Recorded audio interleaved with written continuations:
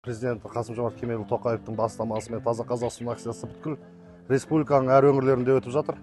Бүгін енді Қарасай ауданы Алматы облысында, Алматы облысы әкімшілігі Қарасай ауданы әкімшілігімен және де Іле Алатау мемлекеттік ұлттық табиғи паркінің ұйымдастыруымен бүгін осы Таза Қазақстан акциясының барысында бұлақ көрсең көзін аш және де өз ағашыңды өзің ек, табиғатты ластама сынды көптеген тақырыптарда жұмыстар атқарылып жатыр. Бүгін 300-ге жуық қайың ағашы егіліп жатыр.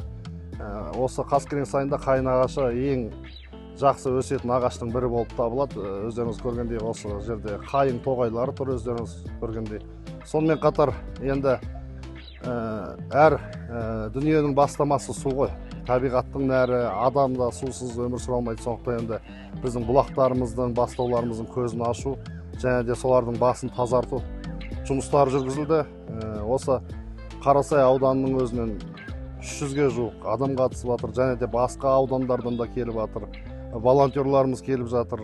Ұлттық табиғи парктың қызметкерлері жұмыс атқарып жатыр.